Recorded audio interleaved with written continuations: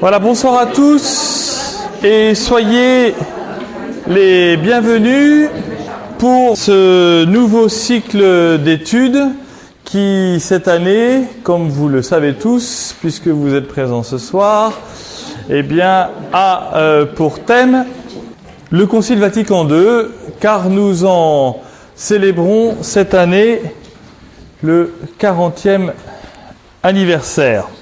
Nous sommes donc rassemblés pour un certain nombre de soirées, d'événements qui vont se déployer jusqu'au 11 décembre. Nous avons donc en gros 2 mois de formation plus ou moins intensive, plutôt plus que moins d'ailleurs, sur ces 40 ans du Concile Vatican II, puisque vous savez que notamment, puisque vous avez tous le petit papier vert là que je vois dans les mains de Liliane, que nous aurons des rencontres beaucoup plus larges. Notamment, nous allons avoir une rencontre avec le doyenné donc de Rouen-Est qui nous permettra de voir les autres prêtres et les autres laïcs en mission et en responsabilité dans notre doyenné. Et puis, ça sera donc au mois de novembre, nous aurons une grande rencontre à la cathédrale de Rouen, donc le 11 décembre, c'est un dimanche après-midi, où nous sommes tous conviés par Monseigneur Descubes, l'archevêque de Rouen, pour célébrer solennellement la clôture, les 40 ans de la clôture du Concile Vatican II. Alors, j'ai amené des gros bouquins pour vous faire peur, et qui sont simplement aussi une information. Roland, asseyez-vous rapidos. Donc, qu'est-ce que c'est que le Concile Vatican II ? Le Concile, un peu d'effort l'école, la classe, là. Le Concile Vatican II, c'est ça, qui est ici facilement en édition bilingue, c'est-à-dire hébreu et grec, non, français et latin. Nous avons le texte français en haut, le texte latin en bas, et le texte latin étant bien évidemment la seule référence objective sur laquelle personne ne peut contester. C'est-à-dire qu'aujourd'hui encore, bien par exemple dans les universités, quand on parle du Concile Vatican II, on cite le texte en latin et après, libre aux étudiants d'aller vérifier la traduction ou bien de la faire eux-mêmes, cette propre traduction, pour être sûr de ne pas se tromper. Le Concile Vatican II, je ne vais pas vous donner beaucoup de dates, c'est 1962-1965 dans la phase active. Et il y a, comme vous le savez, 2 ans préparatoires, une année qu'on appelle anté-préparatoire et une année préparatoire au concile que Jean XXIII avait décidé. On va y revenir, mais je vous fais simplement la biographie. Donc on va revenir là-dessus assez fréquemment sur ce concile Vatican II, tout le temps, avec un certain nombre de textes. Comment en est-on arrivé ici ? Il faut savoir que les documents officiels, les archives officielles du Concile Vatican II, la masse totale représente l'identique de tout ce qui a été écrit et dit des 19 précédents conciles. Ce qui veut dire que je vous ai amené ici 2 petits tomes des 64 volumes qui sont donc dans ma maison du Concile Vatican II.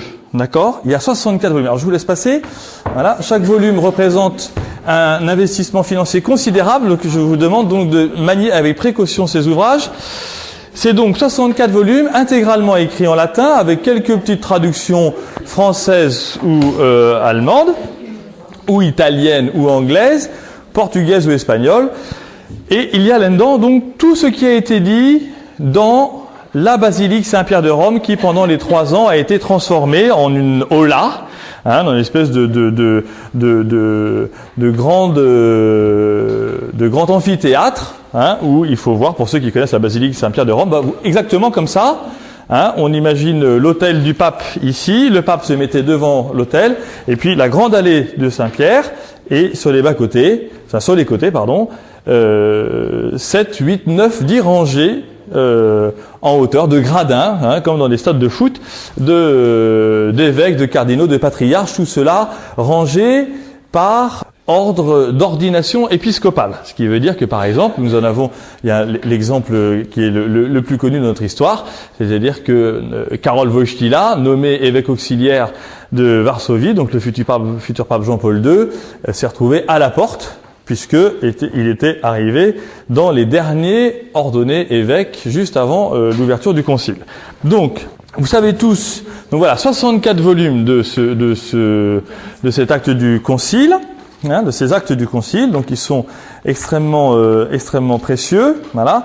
Et vous savez que j'ai travaillé sur le Concile Vatican II pour donc cette fichue thèse en théologie, ce qui veut dire que forcément, en ayant acquis ces ouvrages-là, je l'ai lu une première fois intégralement pour essayer de comprendre les 64 volumes, et la deuxième fois pour retrouver à l'intérieur les éléments de recherche du concile qui est, si vous voyez la page d'ici, vous voyez les deux lignes en jaune surlignées, vous voyez, hein, voilà, ça c'est ma thèse.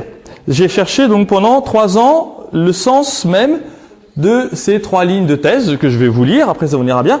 Le pouvoir collégial peut être exercé en union avec le pape par les évêques résidant sur la surface de la terre, pourvu que le chef du collège les appelle à agir collégialement, ou du moins qu'il donne à cette action commune des évêques dispersés son approbation ou sa libre acceptation pour en faire un véritable acte collégial. Voilà donc la phrase, c'est une phrase de ma thèse.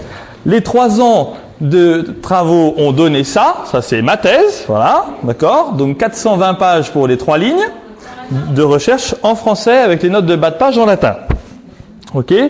Donc voilà les références. Donc là-dessus c'est le bouquin que j'ai présenté donc il y a 3 ans, le 28 février 2002. Donc là-dessus j'ai écrit, parce que bien sûr sur 420 pages vous faites des fautes de français, de traduction, il faut avoir le temps de reprendre, etc. C'est ce qu'on m'avait demandé de faire à l'issue de ma thèse, ce qui a donc donné lieu à ceci. On commence à respirer, hein, puisque vous le savez, pour avoir le titre de docteur en théologie, il faut publier l'intégralité ou un extrait de la thèse. Et donc, des 420 pages, nous avons fait l'extrait avec mon directeur de thèse de 98 pages, donc j'ai fait à peine le quart. Hein, voilà, donc ça c'est pour l'instant le premier exemplaire et unique exemplaire de ce qui fait de moi un docteur en théologie, c'est-à-dire donc la partie extraite, publiée et reconnue comme telle par l'université grégorienne, là où j'ai fait mes études, qui donc va recevoir ces 50 exemplaires de ça, puis va les envoyer dans le monde entier en disant, voilà, désormais, pour travailler sur les 3 lignes du Concile Vatican II, il faudra impérativement que vous ayez connaissance, et dans votre bibliographie, du livre de Geoffroy de La Touche sur la thèse en 2002, voilà. Donc ça c'est le truc. Et alors pour faire plaisir à mon ami Jean-Alain Couette, qui est fort connaisseur en la matière, il m'a demandé si j'avais la barrette, parce que l'essentiel là-dedans, c'est qu'on puisse reconnaître le docteur en théologie. Et alors vous voyez qu'effectivement, je suis pas donc Camillo et Pépone, mais j'ai ma barrette. Je vais vous la mettre dans 3 secondes, vous allez voir, ça durera un quart de seconde. Hein, mais ce que Jean-Alain sait, c'est que la barrette du docteur en théologie a 4 cornes, d'accord ? Jusqu'à présent, je n'avais que 3 cornes. Vous le voyez très bien quand je viens à la messe le dimanche, hein, je n'ai que 3 cornes. Et donc maintenant, j'en ai une 4e. Hein. Voilà, c'est plus équilibré. Surtout, ça veut dire que on peut donc prendre le docteur dans tous les sens, par tous les angles, il arrivera normalement, du moins on l'espère, à trouver une réponse. Voilà. Donc je laisse ça sur le côté. Le jour où vous me voyez avec à la messe, c'est que j'aurais vraiment pété un plomb. Hein.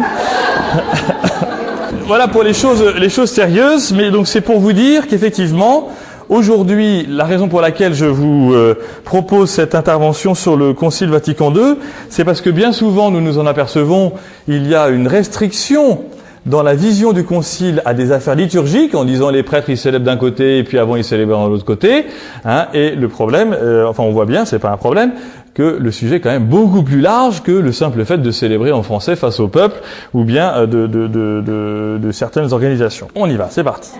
Le Concile Vatican II, que se passe-t-il ? L'œuvre d'un concile, c'est l'œuvre de la convocation par le pape dans la structure moderne actuelle, on ne va pas rentrer là-dedans tout le temps tout de suite, par le pape, la convocation par le pape de tous les évêques du monde entier, en disant, voilà, il me semble important de vous convoquer pour discuter de certains sujets qui sont actuels pour notre monde. Dans l'histoire contemporaine, que se passe-t-il? Nous avons l'histoire contemporaine, on va la faire remonter au XVe siècle. L'histoire contemporaine de l'Église catholique commence avec le Concile de Trente, en 1560. Trente, c'est la ville de Trente, en Italie, à la frontière entre l'Italie et la Slovénie. T-E-R, comme Trente. Bon. Et à ce Concile de Trente, l'enjeu des évêques réunis, d'ailleurs ils sont relativement peu nombreux, il y a une quinzaine de Français, une vingtaine quand ils sont tous là décidés à le faire, eh bien l'enjeu c'est de donner une réponse, au schisme de Luther.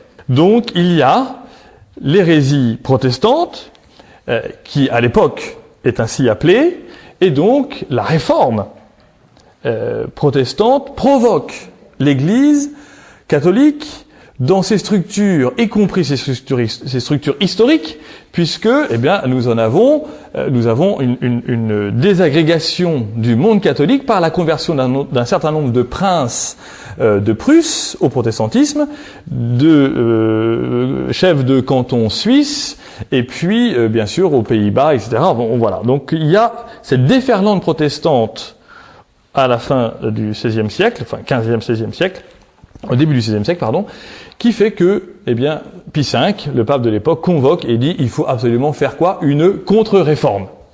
Donc on fait la contre-réforme au Concile de Trente. Le Concile de Trente oblige les évêques du monde entier à donner une position claire et nette sur ce qu'est la foi catholique. C'est-à-dire, ils vont s'appuyer sur le sens de l'Église, les sacrements, la place un petit peu du pape, mais finalement pas tellement, et notre rapport à la Bible surtout, puisque, Luther, Calvin, puis les différentes déclarations protestantes, luthériennes ou calvinistes, avaient donné lieu à des prises de position assez radicalement différentes de la lecture de la Bible par rapport aux catholiques. Bon. Et là, que se passe-t-il? De manière assez mystérieuse, pendant 3 siècles, il n'y a aucun concile dans l'Église. C'est-à-dire qu'on arrive en 170 au premier concile du Vatican, qu'à l'époque on n'appelle pas premier concile du Vatican, mais concile du Vatican, puisqu'on ne sait pas qu'il y en aurait un deuxième. Et là, nous avons Pie IX, qui est à la fin de son pontificat. Pie IX, vous savez qu'il était pape pendant 35 ans, donc Jean-Paul II, ou 39 ans même. Il était béatifié par Jean-Paul II il y a 4 ans ou 5 ans maintenant, en même temps que Jean XXIII. Et donc, Pie IX, là, est confronté aux théories modernes, aux théories scientifiques, qui fait que, entre autres, l'Église et sa doctrine sont mises à plat dans le monde moderne par toutes les questions qu'on pourrait dire venir de Galilée et tous les autres. Donc toutes ces questions d'origine de la Terre, de développement du monde, etc., etc., etc. Donc c'est quelque chose absolument énorme. Ça donnera lieu à un texte dont vous avez peut-être entendu parler qui s'appelle le Syllabus, qui est donc une liste qui édicte les choses qu'il faut croire et ne pas croire, et surtout en fait les choses qu'il ne faut pas croire, qui sont interdites à croire pour les catholiques. Voilà. Donc c'est à la fin du pontificat de Pie IX, un pontificat qui sur la fin est assez dur, il faut le reconnaître, assez radical. Aujourd'hui, tout le monde le dit et le reconnaît. Ça n'empêche pas la sainteté de ce pape, son désir de bien faire, mais la situation du monde fait que l'Église est complètement bloquée, et donc elle pense que la seule manière de dire la foi chrétienne, c'est en condamnant ceux qui ne pensent pas pareil. D'accord? Donc on arrive à une liste de condamnations. À l'intérieur du Concile Vatican I, de ce premier Concile du Vatican, il y a 2 grands textes. Un très grand texte sur la révélation, donc nous verrons un petit peu ça la semaine prochaine peut-être déjà qu'on se voit. Donc la question de la Bible, du magistère et de la tradition. Et puis, il y a un deuxième texte absolument fondamental, que vous connaissez tous par cœur, qui s'appelle Pastor Aeternus, donc le pasteur éternel, et qui est le texte qui édicte le dogme de l'infaillibilité pontificale. C'est-à-dire les raisons pour lesquelles, ou pendant lesquelles, le pape, en vertu de sa fonction de pape, de successeur de Pierre, en communion avec l'Église, etc., sous différentes conditions, émet de manière infaillible, la foi catholique, c'est-à-dire en dogme. Voilà. Donc, nous avons cette déclaration importante, ce dogme, qui est c'est une des conclusions du Concile Vatican I. Voilà. Ce qui veut donc dire qu'à l'intérieur même du Concile Vatican I, eh bien, nous retrouvons la fameuse phrase que vous avez peut-être entendue en latin, anathemasit. Il y a la déclaration du dogme, et puis il y a la fin de la déclaration qui dit que tous ceux qui ne croient pas soient anathèmes. C'est-à-dire que tous ceux qui ne sont catholiques et veulent, ceux qui étant catholiques ne voudront pas suivre cette déclaration seront désormais considérés comme n'étant pas catholiques. Voilà. Ah oui, il n'y a pas de fin à ces choses-là. Voilà. Donc, le Concile Vatican I. Le Concile Vatican I s'arrête brusquement avec la guerre entre la France et la Prusse.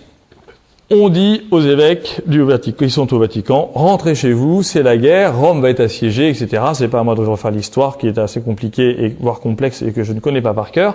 Mais toujours est-il que ce concile s'arrête. Et on peut dire aujourd'hui, d'une certaine manière, grâce à Dieu, mystérieusement, le développement de l'histoire catholique a pu se faire comme nous la connaissons aujourd'hui, telle que nous sommes rassemblés ce soir, en partie probablement parce que il y a eu cette guerre entre la France et la Prusse. Parce que on est arrivé au Concile Vatican II grâce à l'incomplétude du premier Concile du Vatican. Cela a obligé, pendant tout le XXe siècle, les papes d'abord, puis avec eux les évêques, les chercheurs, les théologiens, à affiner la position de l'Église, parce qu'on voit bien de toute façon, dès la fin du XIXe siècle, qu'il y a cet abîme immense entre la foi chrétienne et le développement scientifique, notamment du monde, et qu'on ne peut pas continuer à avancer sur un développement du christianisme à coup de gourdin, de condamnation et d'empêchement de droite et de gauche. C'est donc qu'il y a une obligation intellectuelle au XXe siècle qui va se développer chez les catholiques de manière absolument exceptionnelle, et de manière étonnante, elle va être motivée par une crise énorme qu'il y a chez les protestants au début du XXe siècle, qui les oblige eux aussi à se réapproprier les travaux de Luther et de Calvin, à travailler sur la Bible, à travailler sur les sentences des premiers conciles, et donc à dire, voilà, ce que nous les protestants, au début du XXe siècle, nous croyons, ce en quoi nous croyons. Ça va ? Un peu rapide ? Bon, on y va ? Que se passe-t-il ? Nous avons donc tous les papes au XXe siècle vont dire il faut faire un concile. Il faut reprendre le concile Vatican I. Benoît XV essaye, et puis c'est la guerre. Du coup, il arrête. Benoît XV, pas Benoît XVI. Benoît XV, c'est la Première Guerre mondiale. Et puis, nous avons ensuite Pie XI, après, à la sortie de la guerre, qui refait une commission. Là, le travail devient un peu plus intéressant. Et puis, finalement, Pie XI n'en a pas le courage. Il a des problèmes énormes. Finalement, l'entre-deux-guerres n'est pas forcément une situation socio-économique qui permet le déplacement de tous les évêques. Il y a la reconstruction du monde européen. Il y a les blessures de guerre. Il y a un rapport avec la famille qu'il faut essayer de reconstruire. Bref, c'est pas possible. Pie XII est élu pape en 1939, il me semble, juste avant la guerre, et il lance une commission avec notamment un futur cardinal qu'on va retrouver au moment du Concile Vatican II, qui est le cardinal Ottaviani, qui va devenir le préfet pour la congrégation de la doctrine de la foi, d'où est issu le cardinal Ratzinger, actuel Benoît XVI. Et puis, finalement, là encore, Pie XII, qui était très très intéressé par le concile, s'aperçoit que le temps de la guerre est absolument pas propice, et que même tout de suite après la guerre, le temps de la reconstruction ne permet pas. Il y a des drames à intégrer, et ne serait-ce que pour l'Église, une partie immense du clergé catholique européen qui est décimé, décapité. Il y a des milliers de prêtres qui sont morts déportés à Auschwitz, à Dachau, etc. Donc il y a des situations épouvantables. Pie XII ordonne de continuer les travaux. jusqu'en 1947-48, puis arrête les travaux. Mais par contre, nous en avons l'intégrale documentation, car il a décidé, contrairement aux autres papes, de ne pas détruire les travaux de la commission. Et puis voilà que nous avons Roncalli, qui arrive et qui est patriarche de Venise et qui devient le pape Jean XXIII. Le cardinal Roncalli, bon, nous avons l'élection d'un pape bonhomme en 1958 qui arrive complètement débonnaire, au moins apparemment, et qui dont on dit que vu son grand âge, il a 74 ans quand il est élu, eh bien, il ne sera qu'un pape de transition, qui ne va pas faire grand-chose, et que après la personnalité si importante de Pie XII, eh bien, de toute façon, il pourra rien faire, et qu'il vaut mieux lui laisser en paix tranquillement, gouverner l'Église, prendre les rênes comme il peut, dire des gentillesses au monde, et puis tout ira bien, puisque de toute façon, c'était exactement le prototype qu'il voulait représenter. Hein, ceux qui l'ont connu, hein, il était absolument énorme, hein, Jean XXIII, et on a des statues. Toutes les statues qu'on a de Jean XXIII sont systématiquement colossales. Hein, c'était absolument, il déborde de partout. Il avait une soutane en entonnoir à l'envers, vous voyez. C'était vraiment, voilà, poum. C'était tout à fait impressionnant. Et voici que, eh bien, Jean XXIII, derrière ses airs de ne rien vouloir, finalement est un homme à la lucidité impressionnante, et Jean XXIII réalise qu'il faut pour l'Église, désormais, en début des années 60, qu'il faut absolument faire quelque chose. Bon, la situation du monde n'est pas belle, on est en pleine crise de la guerre froide, bien, il y a des choses qui ne vont pas. Et l'Église elle-même est confrontée de plus en plus à ce hiatus immense entre la société et ses idées, et il faut pouvoir trouver un moyen nouveau de s'adresser au monde. Et c'est là que Jean XXIII, pour la fête de Saint Paul, la conversion de Saint Paul, un 25 janvier 1959, écrit une lettre aux cardinaux résidant à Rome, en leur disant: chers amis, voilà, c'est le début de l'année, comme ça, hein, la phrase, la lettre c'est ça, c'est le début de l'année, alors j'aimerais bien, pour le début de l'année, plutôt qu'on fête nos vœux ensemble à Saint-Pierre de Rome, qu'on aille faire un petit tour à Saint-Paul-hors-les-Murs, et puis là on va dire les vêpres, et puis après je pourrais vous causer 3 minutes. Bon, il écrit: votre dévoué serviteur Jean XXIII.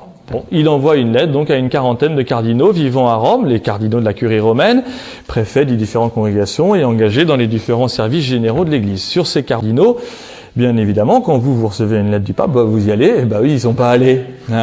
Voilà, sur les 40, il y en a 17 qui se sont pointés dans la basilique Saint-Paul hors les murs pour aller prier avec le pape. Bon, alors comme on savait que le pape allait à Saint-Paul-hors-les-Murs, il y a du peuple romain qui est allé le voir, mais voilà, vous imaginez la moitié là, voilà, on a à peu près 40, et vous en avez que la moitié qui viennent. Ça doit être quand même pour le pape une légère déconvenue, mais vous allez voir que la déconvenue fut pire pour ceux qui n'étaient pas là. Bon, parce que donc ils prient les vêpres, ils sont tout contents et tout ça, voilà. Et puis alors Jean XXIII avait commencé à les habituer parce que il faisait des petits discours où il racontait les rêves qu'il avait eus la nuit précédente. Alors on se dit: oh là là, donc on dit c'est bien, il est gentil, comme ça. Et une fois par exemple, il avait pris l'image en disant: hier soir j'avais du mal à dormir, alors j'ai ouvert la fenêtre de mon palais et j'ai vu la lune et j'ai dit: mon Dieu, qui est le plus prisonnier, la lune ou moi, qui est en orbite dans ce monde? Enfin vous voyez, alors bon, alors il était dans des espèces de phases comme ça.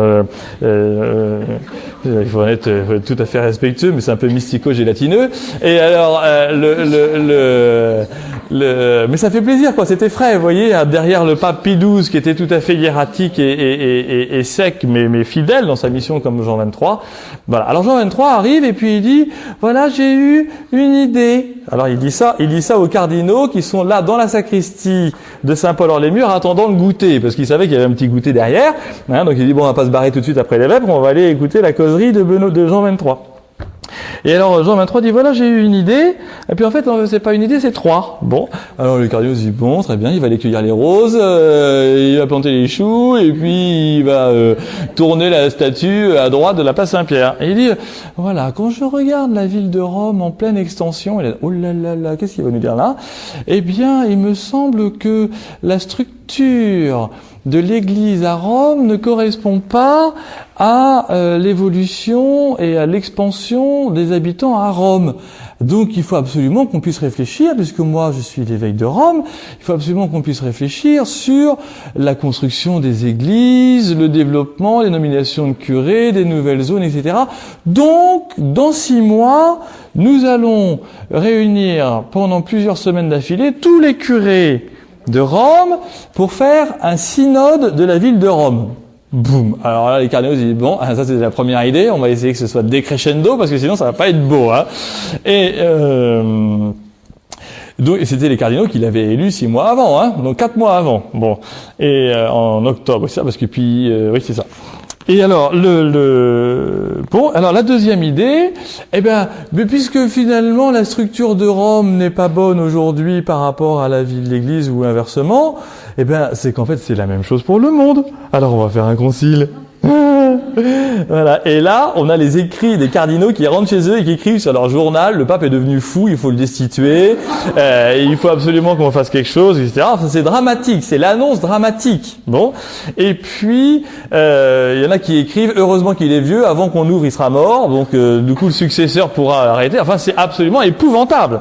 C'est épouvantable.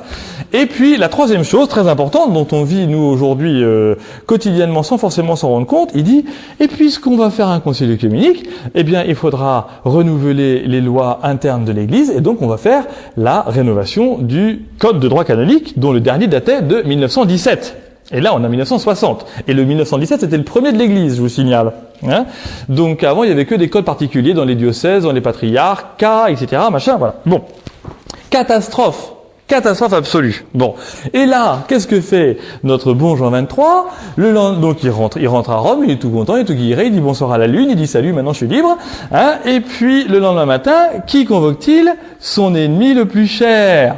Voilà. Le cardinal Ottaviani, qui était donc le numéro 2 de Pacelli, de Pie XII. Hein, et donc Ottaviani, sachant qu'il est convoqué chez le pape, fait un petit groupuscule avec ses copains cardinaux et évêques en disant « Donnez-moi toutes les idées que vous avez pour empêcher le pape de faire ce fichu concile. » Bon.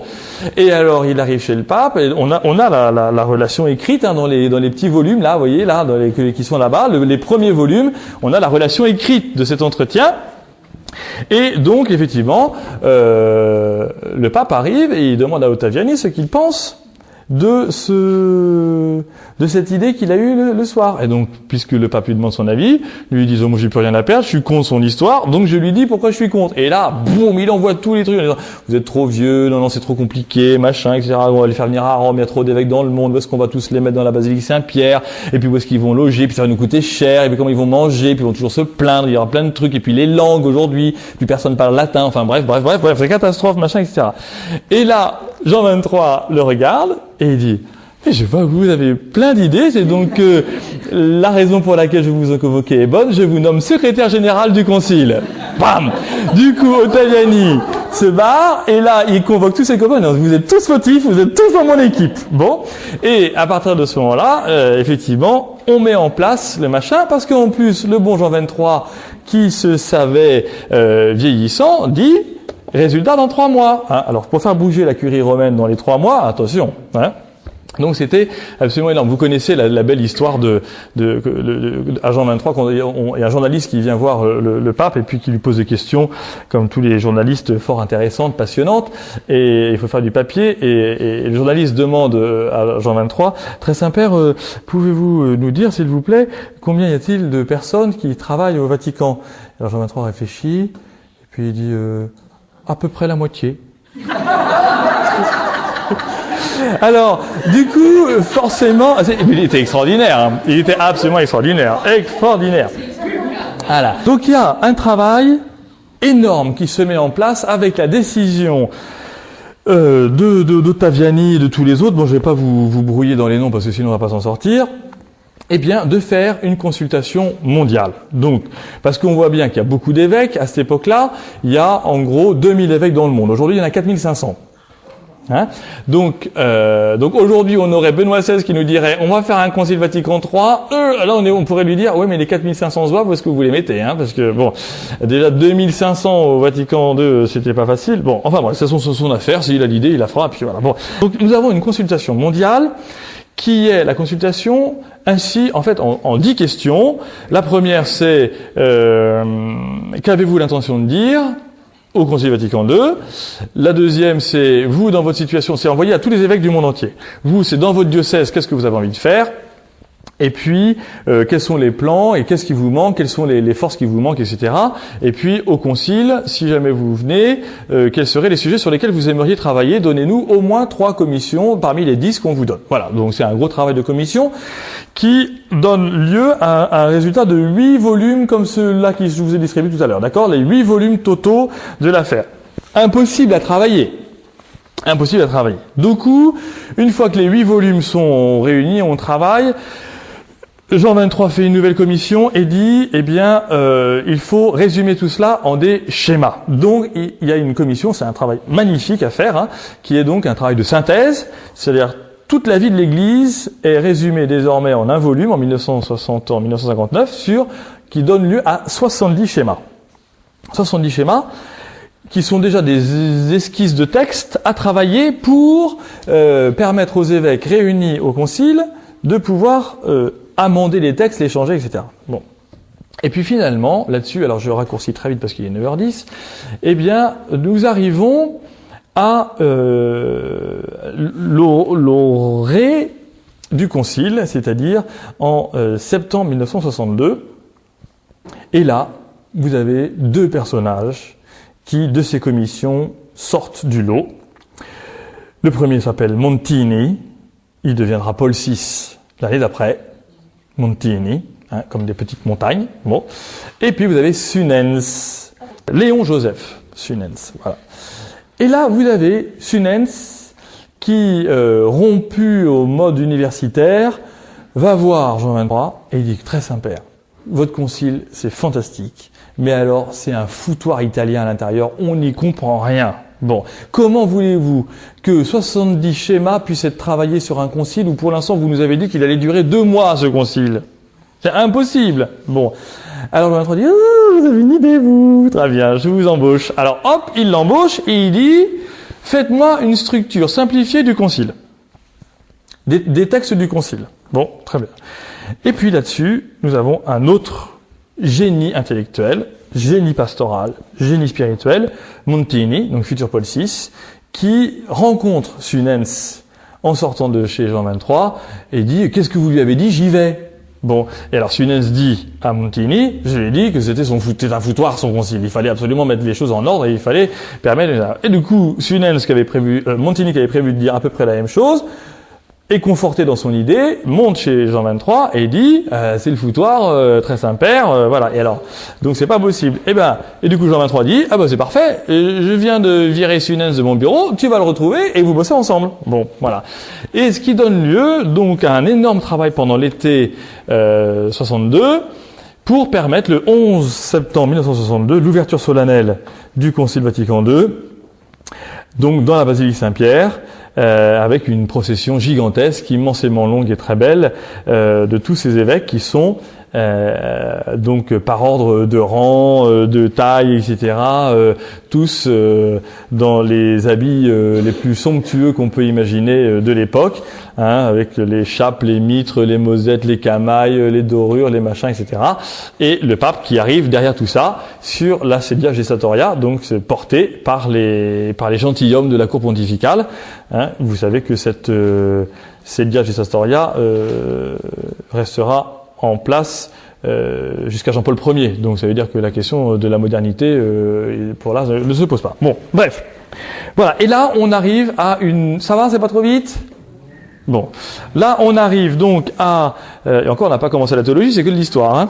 Donc on arrive au travail intellectuel du Concile, qui est donc la réaction systématique de tous les pères du concile qui le demandent sur les sujets traités paragraphe par paragraphe, etc. Bon, après tout cela est soumis au vote, puis il y a une commission de travail qui réagit par rapport au vote, parce qu'on ne peut voter pour un changement que si on propose un changement. Ça paraît à peu près naturel, mais c'est pas toujours comme ça que ça se passe dans le monde.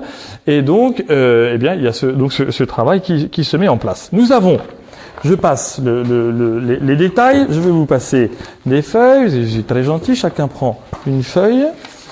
Voilà. Je vous ai fait une petite compilation de textes que nous allons voir ensemble.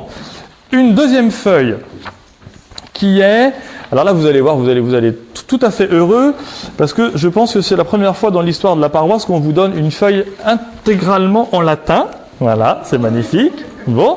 Et puis, une troisième feuille sur la structure interne du document sur l'Église de ce soir. Entrons dans le vif du sujet. La feuille que vous avez intégralement en latin, qui s'appelle CV2 1962-1965. D'accord? Celle-là. Ok? Sur cette feuille, elle n'a aucun caractère dogmatique ou théologique. Elle veut simplement vous montrer une forme d'organisation. C'est moi qui ai fait ça, hein, c'est pas forcément parfait, mais une forme d'organisation du concile. Les titres, les textes que vous avez, les mots que vous avez en latin, sont les titres, les premiers mots qui ont donné lieu les documents, tous les documents du concile. D'accord? Donc par exemple, je lis en haut à gauche, Lumen Gentium, comme vous avez là, Lumen Gentium. Hein? Alors Lumen Gentium, c'est le texte sur l'Église de ce soir.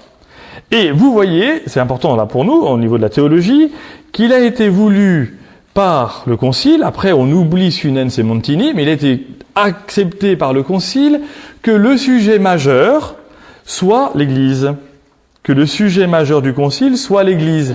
Hein, le sujet majeur du concile, c'est pas la liturgie, c'est pas les relations Église-État, c'est l'Église dans son origine et sa mission.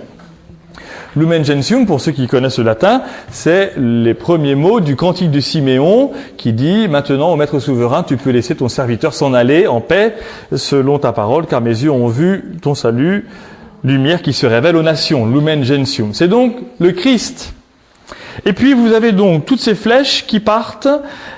Alors, sur la droite, vous avez Gaudium et Spes, hein, qui veut dire joie et espoir.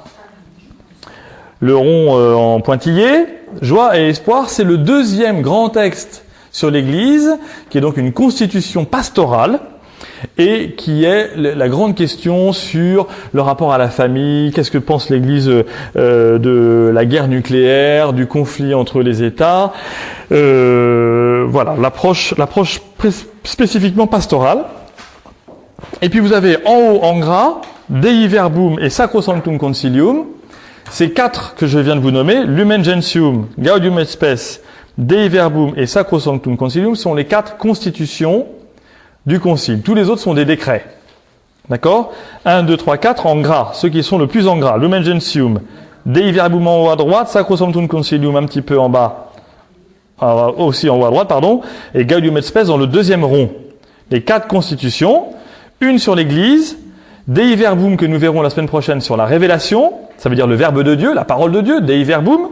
Sacrosanctum Concilium, c'est-à-dire le très saint concile, c'est sur la liturgie, et Gaudium et Spes, joie et espoir, sur la constitution pastorale de l'Église.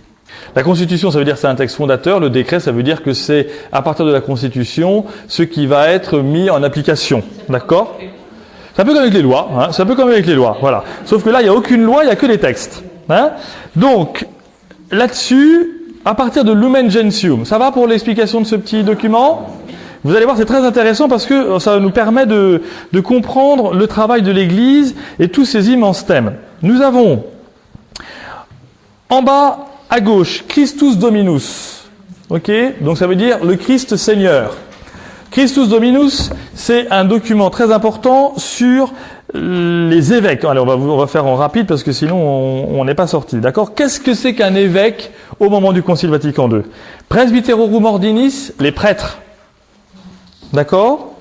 Optatiam totius, les séminaires. Qu'est-ce qu'on doit faire dans les séminaires? À quoi forme-t-on les futurs prêtres? Apostolicam actuositatem, Praetitorum ordinis, les prêtres, Optatiam sotius, les séminaires, Apostolicam actuositatem, c'est donc sur l'apostolat, notamment les laïcs, vous voyez, donc on voit bien, hein, évêques, prêtres, séminaires, laïcs, Perfecte caritatis, la vie religieuse, hein, parce que Perfecte caritatis, c'est-à-dire la charité parfaite, tout le monde sait que les religieux sont tous animés d'une charité parfaite. Ensuite, j'ai l'impression qu'il y en a qui doutent, j'en suis déçu. Ensuite, nous avons, en dessous de la flèche en pointillé, Orientalum Ecclesiarium. Facile. Les églises orientales, vous voyez, vous connaissez tous le latin. Bon. Les églises orientales, donc ça c'est les églises catholiques, hein, attention. C'est pas les orthodoxes, ce sont les églises catholiques, orientales. Ensuite, nous avons Unitatis Redintegratio, donc le travail pour l'unité de l'Église. Donc là, c'est effectivement avec les orthodoxes, avec les protestants, avec les luthériens, avec les anglicans, etc. Donc le travail de l'œcuménisme. Vous avez la flèche en dessous, Nostra Aetate, qui est donc un document absolument fondamental sur à la fois le rapport avec le peuple juif, avec les autres religions. Hein, donc c'est un texte aujourd'hui qui est un petit peu moins lu, mais justement nous on va le lire ensemble. L'œcuménisme c'est Unitatis Redintegratio. Nostra Aetate c'est le rapport avec les juifs. Dignitatis Humanae, la liberté religieuse. Un des points d'accroche de Monseigneur Lefebvre qui a donné lieu au schisme en 1988. Hein, d'accord? Dignitatis Humanae, c'est la dignité humaine. D'accord? Ensuite, vous avez Inter Mirifica, qui est sur la communication, au-dessus du rond en pointillé. Inter Mirifica, au-dessus du gamme d'espèces. Donc, les communications. À gauche de Inter Mirifica, Gravissimum Educationis, donc l'éducation, hein, les écoles catholiques, entre autres, ce à quoi elles sont appelées. Et puis, au milieu, par la grande flèche, ad gentes, hein, c'est-à-dire vers les peuples, eh bien, vers les gens, voilà.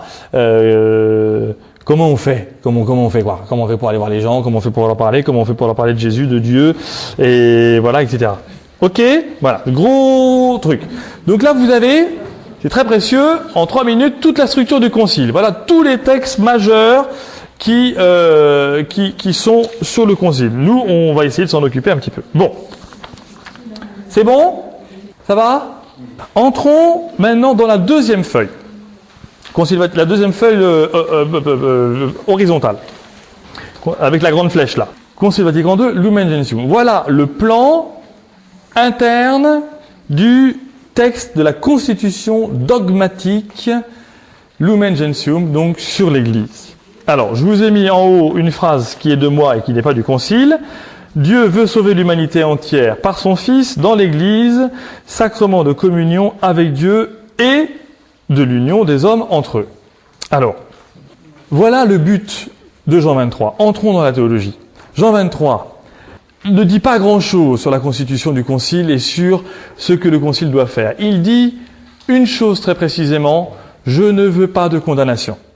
C'est donc que les évêques entrent au moment du Concile Vatican II dans l'aula, donc dans la basilique Saint-Pierre, dans cette grande nef de travail, en sachant qu'il n'y aura aucune condamnation au Concile Vatican II. D'accord ? Le seul élément de condamnation qu'on peut trouver, c'est contre la guerre, dans Gaudium et Spes, hein, où il est expliqué que, notamment, la question de la guerre nucléaire est de toute façon contraire à la dignité humaine. Bon.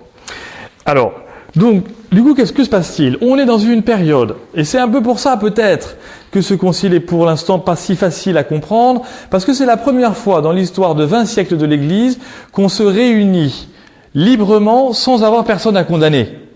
Hein? En 325, quand on dit le credo à la messe, je crois en un seul Dieu, le Père Tout-Puissant, etc., qu'est-ce que ça veut dire? Ce credo de 325-381, Nicée-Constantinople, c'est la condamnation de qui? De tous ceux qui croyaient pas que Dieu était créateur, de tous ceux qui croyaient pas que Dieu était vrai Dieu, né de la lumière, engendré, non pas créé, de tous ceux qui croyaient pas que l'Esprit Saint procédait du Père et du Fils, de tous ceux qui croyaient pas en l'Église une sainte catholique apostolique, de tous ceux qui croyaient pas que le baptême, etc. Donc c'est en positif des successions de condamnations. D'accord? Et donc ça fait 20 siècles d'histoire de l'Église où à chaque fois, clac clac, on bride le mulet en disant tu vas travailler comme j'ai envie que tu travailles, et là, poum. D'accord? Donc c'est un phénomène inverse, complètement inverse, en disant le monde aujourd'hui ne peut plus permettre que nous entrions dans une démarche de condamnation parce que les sociétés elles-mêmes se sont condamnées. Hein, ça a donné lieu à 2 conflits mondiaux, ça donne lieu à une guerre froide épouvantable, ça donne lieu à un mur de Berlin qui va continuer jusqu'en 1989, ça donne lieu à des entre le nord et le sud, l'est et l'ouest. Finalement, tout ça c'est compliqué, ça donne lieu à des haines intersociétaires qu'on verra en 1968 par la Révolution française. Bref, il y a un nombre de situations où finalement tout cela ne porte aucun fruit. Et Jean 23 dit, portons du fruit autrement par la condamnation. D'accord? Donc, c'est fondamental. Et donc, effectivement, dès le premier paragraphe du Concile, que vous avez sur le texte qu'on va voir après, Dieu veut sauver l'humanité entière. Voilà. Le postulat de départ, c'est ça. C'est donc que ça dépend pas de nous. Nous ne sommes pas les sauveurs. Dieu veut sauver. Voilà. Nous ne sommes pas les sauveurs. Par son Fils, en plus, et même pas par nous, tant pis pour nous. Bon, voilà. Donc ça veut dire que si on connaît l'Évangile, il l'a déjà fait. Il a déjà sauvé. Dans l'Église, c'est là que ça se complique. Hein, dans l'Église, bon, il faudra voir ce que c'est que cette Église. Sacrement de communion, c'est une expression qui pour nous aujourd'hui passe relativement bien. À l'époque, elle est complètement nouvelle, voire légèrement scandaleuse, parce que sacrement de communion, c'est l'Eucharistie, et c'est pas l'Église. Il y a 40 ans, on peut pas dire ça. Quand on dit il y a 40 ans l'Église sacrement de communion, on dit mais c'est ça. Et puis sacrement du pardon aussi tant que vous y êtes. Et puis sacrement du baptême tant que vous y êtes aussi. Non. Sacrement de communion, on va voir justement que c'est assez fondamental. Avec Dieu, sacrement de communion avec Dieu. Hein, et l'Église, sacrement de l'union des hommes entre eux. Attention, hein, le mot sacrement est repris 2 fois là. Sacrement de communion avec Dieu, sacrement de l'union des hommes entre eux. D'accord? C'est-à-dire le moyen que Dieu veut et le moyen sûr par lequel il peut agir sûrement pour que les hommes soient unis entre eux. C'est donc que l'Église se reconnaît, voulue par Dieu, comme facteur de paix pour l'humanité, comme facteur d'union pour l'humanité. Dès qu'on se fait la guerre, rien qu'entre paroissiens, on n'est pas l'Église. Au moins c'est clair. Il n'y a pas de mystère. Hein, parce qu'à chaque fois, on empêche le Christ, sauveur, de faire son œuvre pour sauver les autres. Puisque nous, a priori, on est déjà sauvés, puisqu'on est les meilleurs, hein, puisqu'on est baptisés. Bon, voilà, ça marche pas comme ça. Bon. Et, donc voilà, ça va pour cette... cette épitaphe. Bon. Et après, finalement, c'est là le génie de Sunens et Montini, c'est de dire, nous avons aujourd'hui, en 1960, 1962, une idée de l'Église statique. C'est l'erreur. Parce que quand on regarde la Bible, dès le premier jour de la Bible, dès la première page de la Bible, il y a du mouvement. Hein. Il y a même le tohu-bohu. Hein. C'est ce qu'on appelle le Capharnaüm dans la chambre des adolescents infernaux. Bon, donc ça bouge de partout. Hein.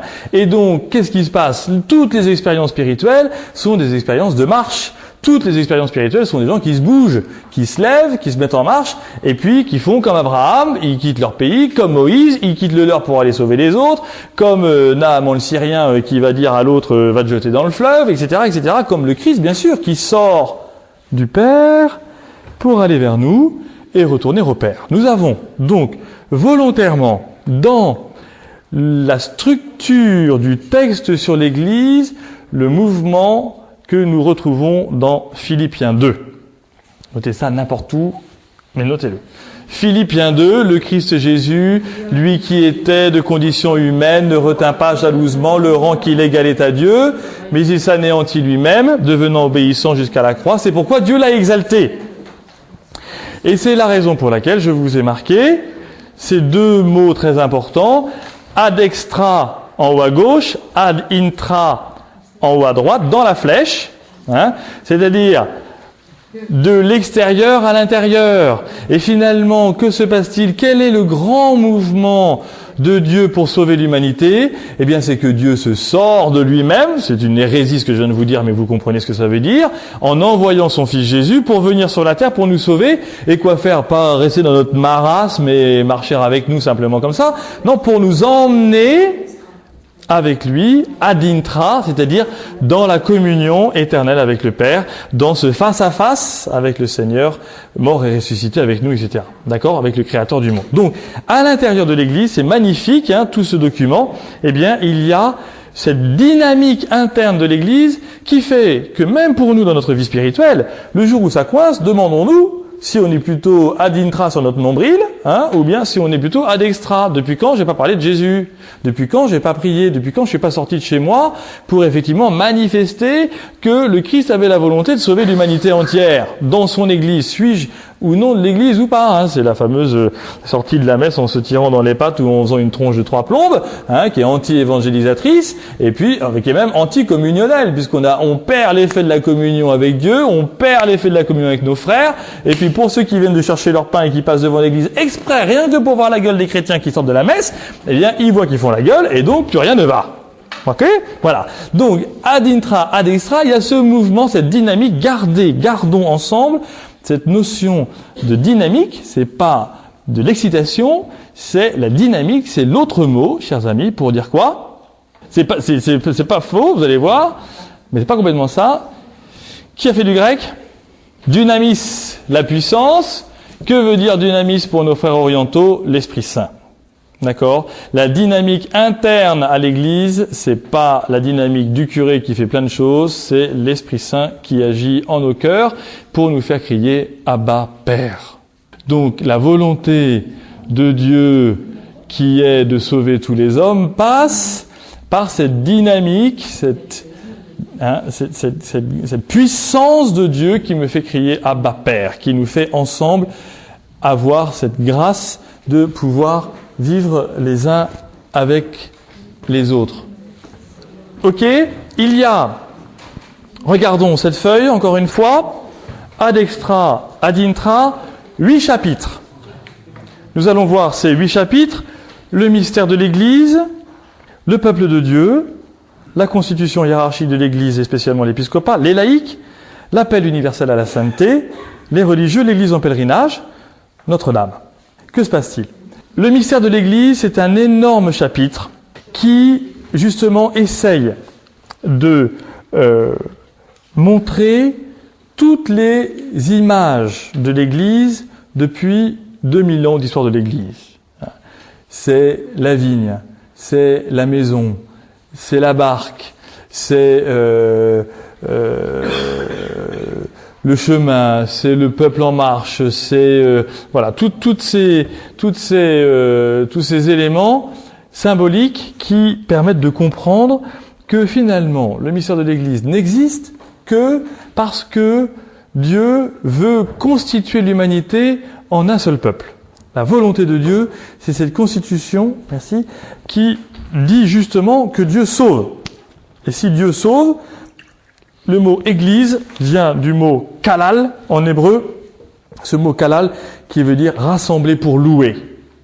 Le peuple d'Israël se comprend comme église à partir du moment où il se rassemble pour louer le Seigneur. Si je loue pas, je suis pas rassemblé, ou en tout cas, je peux aller au bar, je suis rassemblé avec mes copains, mais c'est pas pour louer le Seigneur. Vous voyez? Donc, en sortant, on pourra chanter la gloire de Dieu, mais en attendant, voilà. Donc, je vais vous lire, on va lire ensemble le premier texte du petit livret que je vous ai donné. Est-ce qu'il reste des feuilles là de ces livrets ou pas? Faites-moi passer une pour que je puisse suivre avec vous sans me tromper. Le Christ est la lumière des peuples. Voilà donc le titre, Lumen Gentium. Donc nous avons cette définition ici, Lumen Gentium. Bon, très bien, c'est beau. Réunis dans l'Esprit Saint. Dans l'Esprit Saint, vous voyez la dynamique déjà dès la première phrase, L'Esprit Saint, réunis dans l'Esprit Saint. Le Saint Concile souhaite donc ardemment, en annonçant à toute créature la bonne nouvelle de l'Évangile, répandre sur tous les hommes la clarté du Christ qui resplendit sur le visage de l'Église. D'accord? Forcément. Aujourd'hui, comment connaît-on l'Église? Comment connaît-on le Christ? Par l'Église. Bon. L'Église, attention, définition, étant dans le Christ, en quelque sorte, le sacrement, c'est-à-dire à la fois le signe et le moyen de l'union intime avec Dieu et de l'unité de tout le genre humain, Elle se propose de préciser davantage pour ses fidèles et pour le monde entier, en se rattachant à l'enseignement des précédents conciles, sa propre nature et sa mission universelle. À ce devoir qui est celui de l'Église, les conditions présentes ajoutent une nouvelle urgence.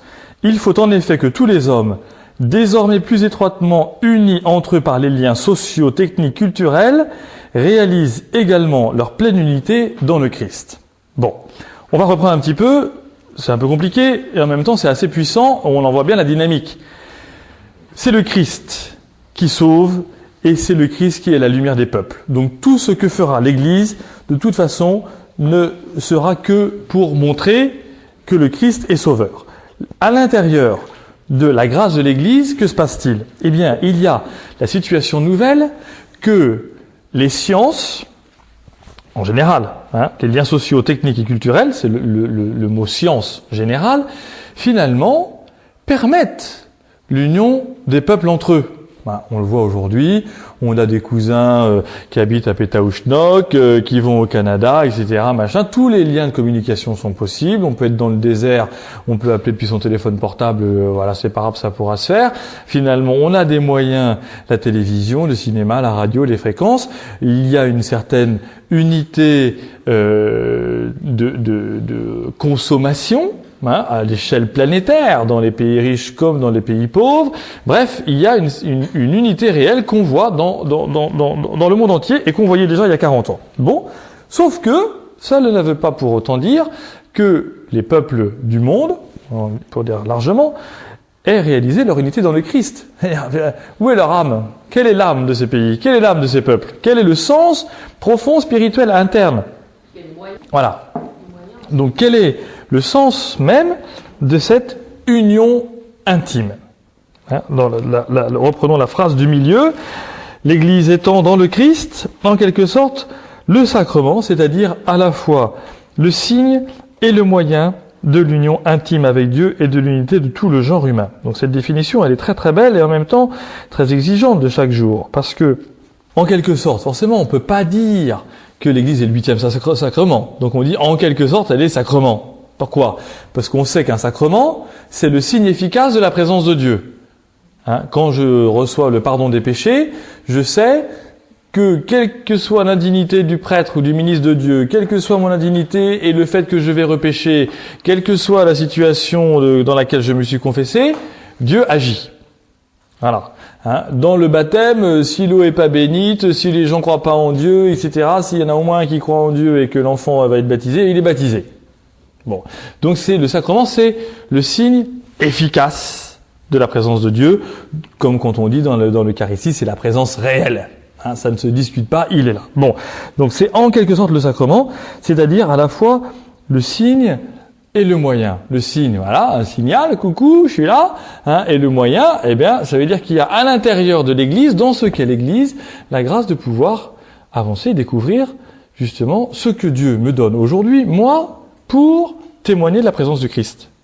D'accord? Comme baptisé. Et en même temps, le sacrement de l'unité de tout le genre humain. Eh bien oui, puisque si nous ne sommes pas rassemblés pour des affaires raciales, culturelles, sociales ou techniques dans l'Église, nous sommes de toutes conditions, et comme dit saint Paul, nous sommes un dans le Christ, il n'y a plus ni juif, ni grec, ni homme, ni femme, ni esclave, ni homme libre, il n'y a qu'un dans le Christ. C'est donc que quelle que soit notre condition, quelle que soit notre avancée, quel que soit notre état de vie, nous sommes dans le Christ. Nous sommes unis dans le Christ. Et qui fait cette unité? Le baptême, qui incorpore au sacrement de l'Église, qui incorpore au corps du Christ. Ok? Ça va? Bon. My God, it's very late. Là, je regarde ma montre maintenant. Bon. Donc, finalement, on nous dit quoi? Dès le départ, que cette volonté de l'union intime avec Dieu, l'unité de tout le genre humain, c'est la nature propre et la mission universelle de l'Église. Depuis 2000 ans que l'Église fait ça, elle ne s'est jamais trompée, et à chaque fois qu'elle ne l'a pas fait, elle s'est trompée. Ok? Bon. Et puis, il y a effectivement cette urgence, comme je le disais, qui est de dire, finalement, où va notre monde? Quel est le sens de notre monde? À quoi sert tout ce développement? Je ne sais pas s'il y en a hier soir qui ont regardé très tardivement l'émission avec François-Olivier Gisbert, là il y avait Alain Finkielkraut qui parlait, qui est le grand philosophe, professeur à Polytechnique. Et Finkielkraut disait cette relation intéressante que je vous livre. Il disait le problème de notre monde, c'est qu'il s'est déclaré post-moderne. Et qu'en s'étant déclaré post-moderne, il se reconnaît à soi-même qu'il a perdu le sens du temps. Et que finalement, eh bien, tout va trop vite, on n'a plus rien le temps de bien faire, et on est absolument dépassé, et rien, c'est l'idée de Finkielkraut, mais je vous la soumets, c'est intéressant, ça rejoint cette question du salut, de la patience de Dieu, etc. Et finalement, dans le temps postmoderne, c'est un temps, disait-il, sans religion, post-chrétien, post-musulman, post-juif, ou post-bouddhiste, tout ce que vous voulez, tout ce qui est déjà institutionnalisé, parce que l'homme a perdu le moyen de maîtriser le temps. Or, ce qu'on voit dans la première page de la Bible, c'est Dieu qui maîtrise le temps et qui donne à l'homme la possibilité de maîtriser ce temps, en disant le 7e jour tu te reposeras. Voilà. Dans la conception basique de notre rythme de vie, Dieu met ce repos comme signe du temps, comme signe de l'action, comme signe du dynamisme, et finalement, nous, dans notre post-modernité, eh bien, nous la perdons. Bref. Ça sera pour un prochain sujet, n'est-ce pas? Alors, et puis sinon, il sera vraiment très tard. Alors, du coup, nous avançons. Dans ce mystère de l'Église, je vous ai mis le numéro 2, le Père éternel. Il faut lire un petit peu parce que sinon, vous allez me dire, on n'a pas travaillé les textes. Le Père éternel, par la disposition absolument libre et mystérieuse de sa sagesse. Tournez la page. Regardez, on va revenir. Écoutez-moi. Le 3, ainsi le Fils vint, etc. Le 4, une fois achevé l'œuvre que le Père avait chargé son Fils d'accomplir sur la terre, le jour de la Pentecôte, l'Esprit Saint fut envoyé. Dès les premiers paragraphes du Concile Vatican II, il y a ici la volonté d'une affirmation trinitaire. D'accord ? En dehors de la Trinité, on se trompe. On peut parler du Père éternel pendant des heures, de la création, tout ça. Ça n'est pas complet. On peut parler de Jésus et du Père et de l'amour et du face-à-face entre Jésus et le Père. Tout ça, c'est du gélatineux. Si on oublie l'Esprit Saint ou si on oublie l'un des trois, finalement, on ne comprend rien ni au mystère de Dieu et encore moins au mystère de l'Église. D'accord ? Donc, la dimension trinitaire est absolument indispensable pour saisir le plan de Dieu. Reprenons. 2. Le Père éternel, par la disposition absolument libre et mystérieuse de sa sagesse et de sa bonté, a créé l'univers. On ne nous dit pas comment, le but il n'est pas là. Le but il n'est pas là. On est dans la dimension symbolique, catéchétique. On est dans la dimension dogmatique. Dieu est créateur de l'univers, on le dit tous les dimanches. Comment ça s'est fait ? Laissons aux autres le soin de nous le dire. Bon, il a décidé, là c'est plus important par contre, il a décidé d'élever les hommes à la communion de sa vie divine. C'est la volonté libre de Dieu. Quand j'ai envie d'être uni à Dieu, en fait, c'est Dieu qui met ça dans mon cœur. Ce que dira saint Augustin des siècles plus tard, beauté si ancienne que je t'ai cherché si loin alors que tu étais dans mon cœur. Le sens, la recherche intime de l'homme, c'est ce lien avec Dieu, ce lien intime, eh bien, il est dans notre cœur à tous les hommes, et effectivement, finalement, quand on l'a trouvé, on dit, mais c'était évident. Bon. Il a décidé d'élever les hommes à la communion de sa vie divine. Après leur chute en Adam, il ne les a pas abandonnés, leur apportant sans cesse les secours salutaires, en considération du Christ rédempteur qui est l'image du Dieu invisible, premier-né de toute la création. Quand on dit en considération du Christ rédempteur, ça veut dire que Moïse, il est signe du Christ. Ça veut dire que Abraham, il est signe du Christ.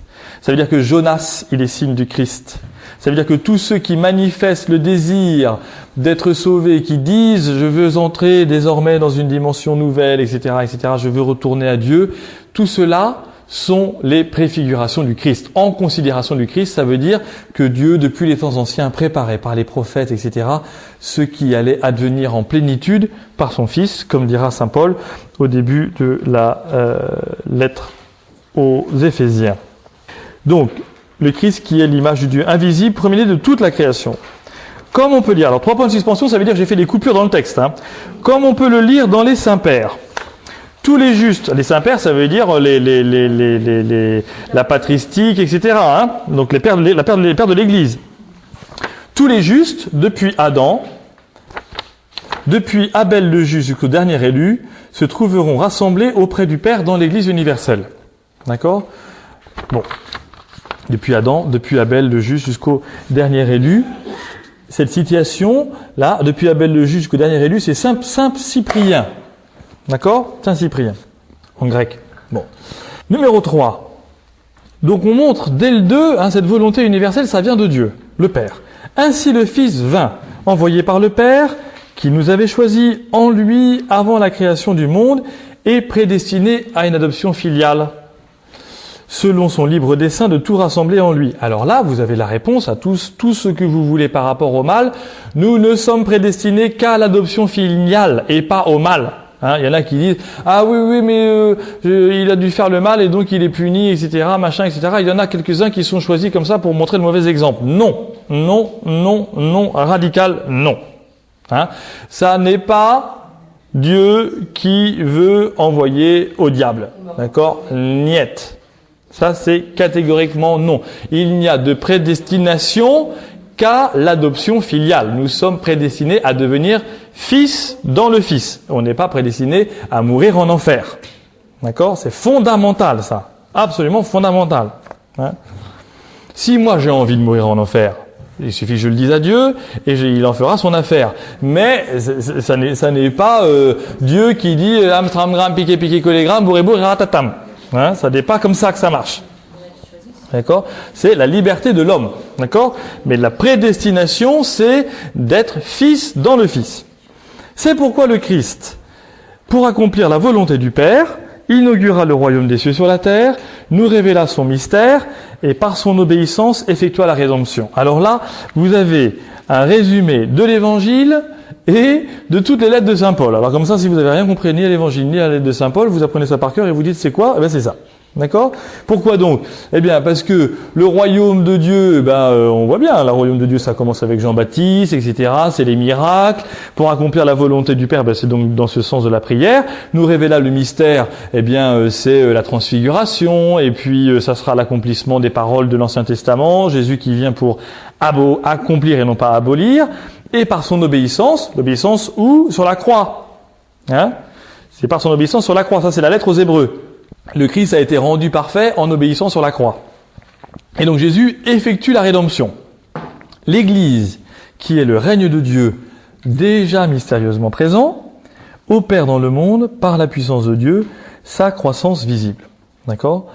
Donc, c'est mystérieux. Cela veut dire que nous ne pouvons pas dire, nous ne pouvons pas entrer dans une seule phrase tout ce que Dieu veut pour l'humanité depuis le début de la terre, depuis le début du monde. Donc, quand l'Église se dit d'elle-même, l'Église est le règne de Dieu déjà mystérieusement présent, c'est parce que on sait bien qu'il y a d'autres formes sur la terre qui ne sont pas l'Église, qui ne sont pas l'Évangile, et où cependant il y a des manifestations de bonté, de charité qui sont évidentes, et que toutes ces choses-là sont ce qu'appelait Origène les germes de l'Évangile, et que cette culture en germe, c'est à nous de la révéler et de montrer d'où vient l'origine, justement. D'accord ? Ça va ? 4. Une fois achevée l'œuvre que le Père avait chargé son Fils d'accomplir sur la terre, le jour de Pentecôte, l'Esprit Saint fut envoyé, qui devait sanctifier l'Église en permanence et procurer ainsi aux croyants, par le Christ, dans l'unique Esprit, l'accès auprès du Père. Ça va ? En une seule phrase, ils vous ont fait 2 fois la Trinité, là. Je ne sais pas si vous vous rendez compte. Première partie de la phrase, Père, Fils, Esprit Saint, et hop, on y retourne, Christ, Esprit, Père. D'accord ? Voilà. Donc, 2 fois la Trinité, là. Pourquoi ? Parce qu'on monte et on descend. On sort et on re-rentre. Et donc, toute la dynamique est là. Tout le but est de montrer ça. Cette Église qu'il introduit dans la vérité tout entière, c'est le Christ, je suis la vérité. Et à laquelle il assure l'unité dans la communion et le service, il l'équipe et la dirige grâce à la diversité des dons hiérarchiques et charismatiques. On va y revenir, il l'orne de ses fruits. Ainsi, l'Église universelle apparaît comme un peuple qui tire son unité de l'unité du Père, du Fils et de l'Esprit. Voilà, magnifique, on y est. D'accord ? Donc tout est trinitaire.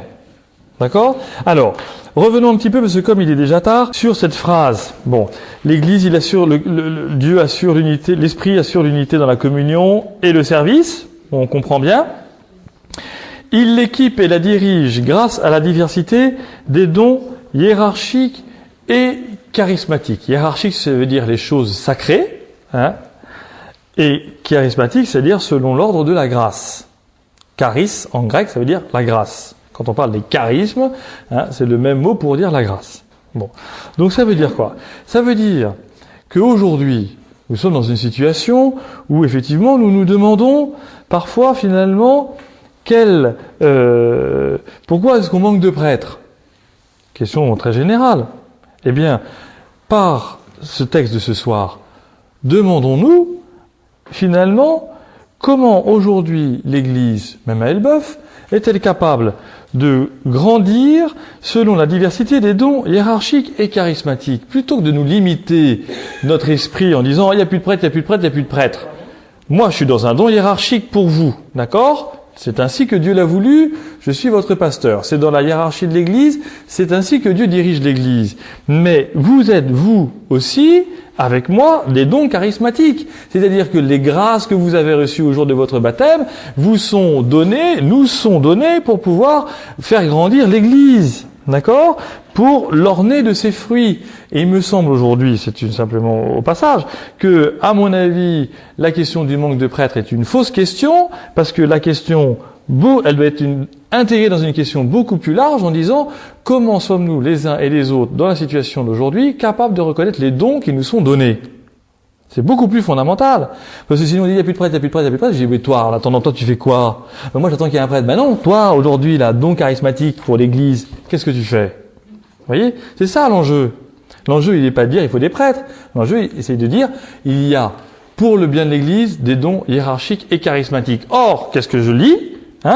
Il l'équipe et la dirige. C'est pas du conditionnel.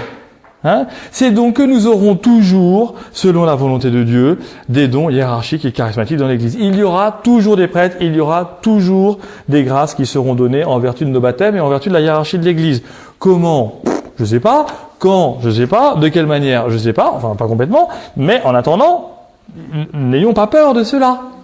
C'est le Christ qui veut l'Église par la volonté du Père et qui l'anime de son Esprit Saint. Donc, faisons notre mission et vous allez voir, 1, on aura des prêtres, 2, on aura des charismatiques, c'est-à-dire on aura des chrétiens qui vivront selon la grâce du baptême. Et après, on n'aura pas de problème. Les questions qu'on se pose sont souvent des questions nombrilistes, internes à la structure de l'Église. Cette structure, elle est morte si elle n'est pas missionnaire. Or, la volonté du Concile, c'est que nous soyons sans cesse dans cette dynamique. Alors, restons dans la dynamique, plutôt que de dire on va attendre 25 ans qu'il y ait des prêtres, et puis dans 25 ans, quand ça ira mieux, on se réveillera. Bah non, ça marche pas. Je marche pas. D'accord? 7. Ça va? Bon, vous n'êtes pas d'accord, vous le dites pas.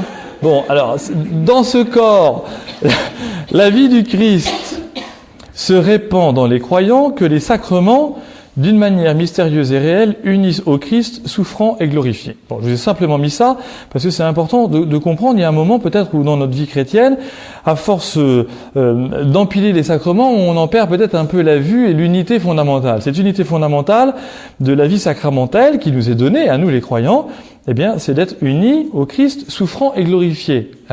Donc voilà, on participe à la mort et à la résurrection du Christ à chaque sacrement.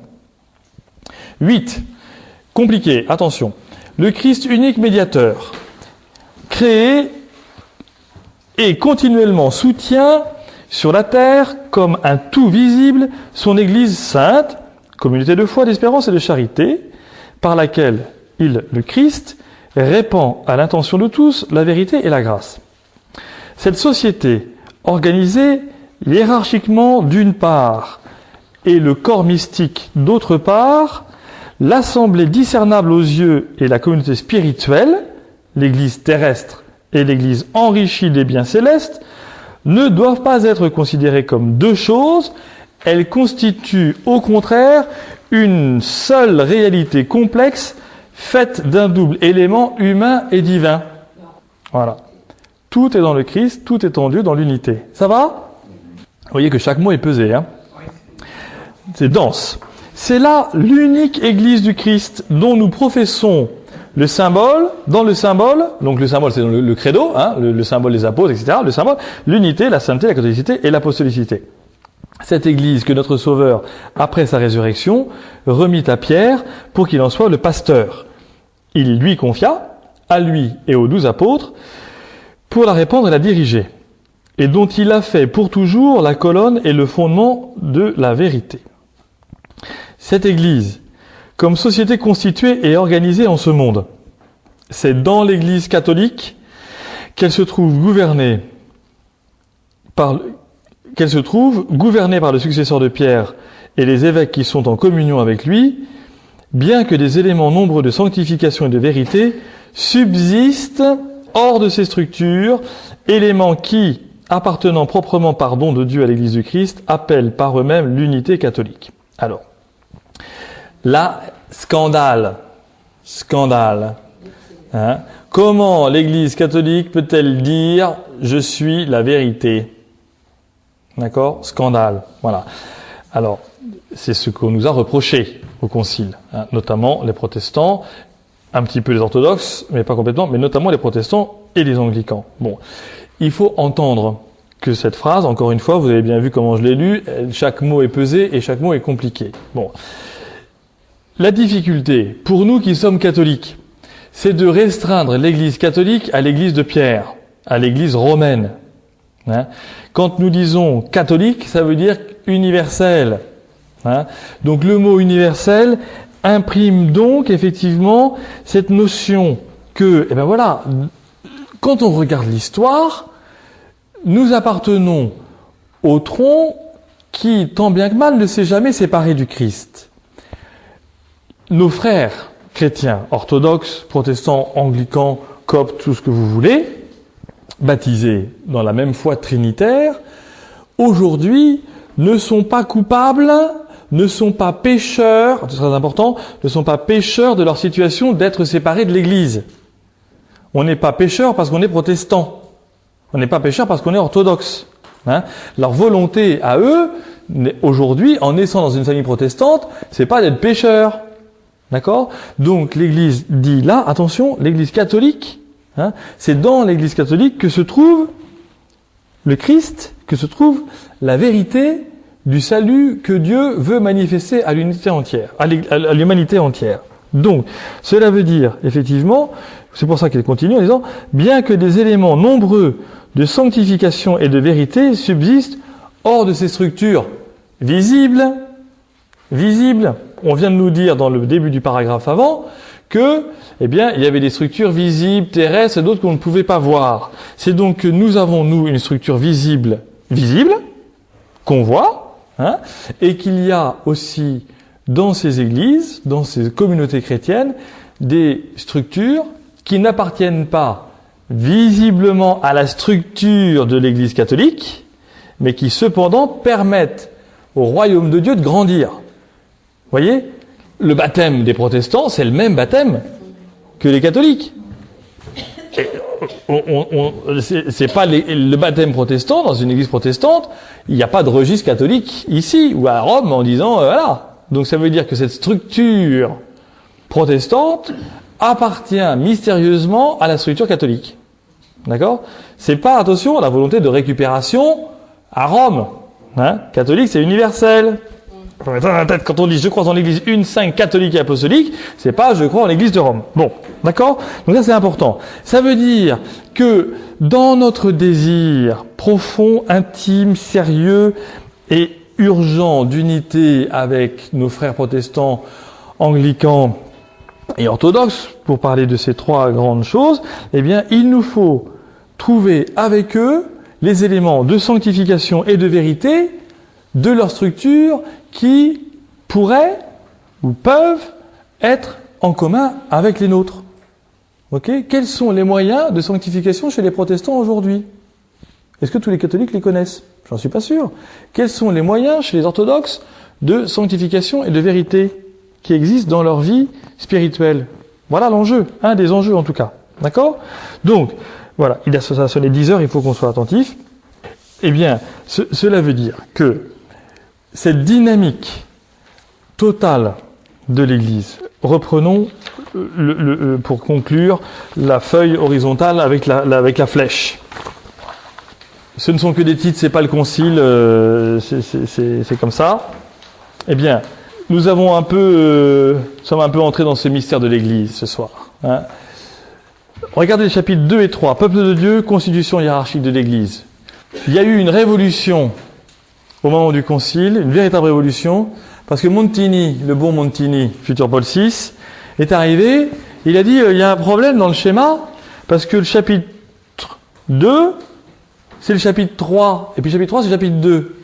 C'est-à-dire qu'au début, dans la réflexion sur l'Église, eh bien, pour parler de l'Église, qu'est-ce qu'on voulait dire? C'est quoi l'Église? Les curés. D'accord? Donc, au début du concile, vous aviez 1, le mystère de l'Église, 2, la constitution hiérarchique de l'Église. Et là, il y a Montini qui dit, chapitre 3, le peuple de Dieu, ça veut dire que la hiérarchie, elle n'est pas dans le peuple de Dieu? Ah, du coup, pof, nouvelle session en octobre 2003, on inverse le truc, et donc on dit 1, mystère de l'Église, 2, le peuple de Dieu, une vision générale du peuple de Dieu qui appartient à l'Église, qui est ce peuple constitué par le Seigneur, etc. Et ensuite, en fait, aujourd'hui, si on faisait même presque mieux, on aurait fait 2-1 et 2-2. Hein, la constitution hiérarchique de l'Église, en particulier l'épiscopat, ceux qui succèdent aux apôtres, 2-2, les laïcs. Bon, c'est 2, 3, 4, on comprend en même temps dans la dynamique, hein, on ne peut pas tout faire en même temps, et puis voilà. Bon, voilà. Mais il faut savoir, par exemple, que ce chapitre 4 sur les laïcs, c'est la première fois dans l'histoire de l'Église qu'il y a un chapitre qui vous est dévolu. C'est la première fois dans l'histoire de l'Église, depuis la mort et la résurrection du Christ, qu'il y a un chapitre entier où le sujet, acteur, ce sont les laïcs.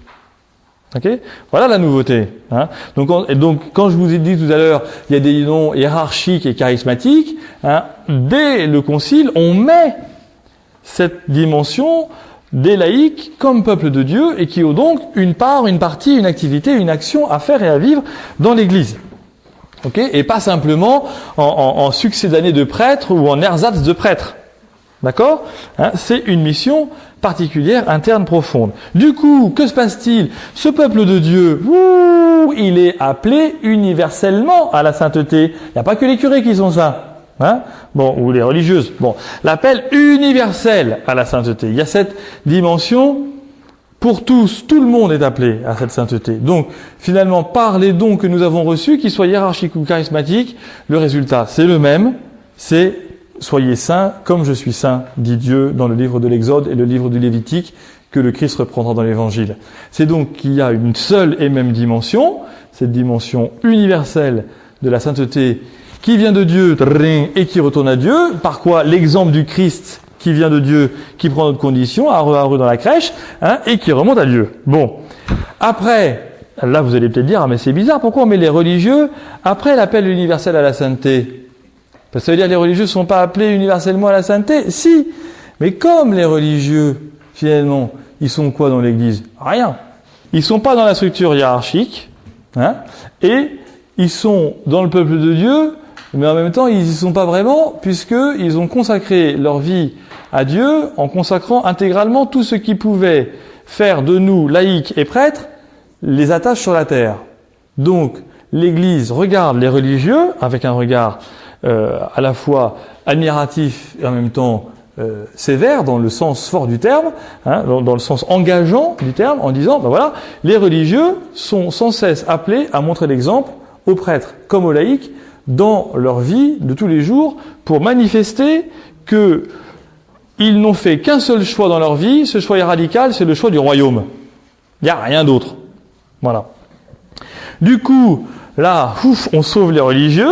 On dit 7, l'Église en pèlerinage. Allez, on les réenglobe dans l'affaire en disant peut-être que parfois ils sont pas parfaits. Hein, alors du coup, l'Église en pèlerinage, ça c'est un très très beau chapitre qui est peut-être un des plus spirituels, qui en fait était à l'origine la clôture du texte sur l'Église. Et puis là, Il y a un bonhomme que vous connaissez tous, qui est arrivé pour voir Jean 23 et qui dit « Très Saint-Père, quand même, dans l'église qu'on ne mette pas Notre-Dame, ça me paraît bizarre, parce que le texte sur Marie, il est très beau, mais moi je pense qu'aujourd'hui on pourrait faire un texte un peu plus court, l'intégrer dans le texte sur l'église, et du coup, ça marcherait très bien. » Et bien cet homme, c'est le cardinal de Lubac, Henri de Lubac, d'accord, qui était un jésuite français, qui est mort au début des années 81, il est mort, et voilà, donc un très grand bonhomme qui a donc travaillé avec le père Congar, etc., plein de choses. Donc voilà. Donc du coup, et finalement on comprend bien, pourquoi mettons Notre-Dame au dernier chapitre du texte sur l'Église? Parce que la première à vivre du sacrement de communion parfaitement avec Dieu, c'est elle, par le mystère de l'Assomption. Et puis, en même temps, celle qui nous montre la route du pèlerinage, c'est elle. Et puis, en même temps, elle n'est que sauvée.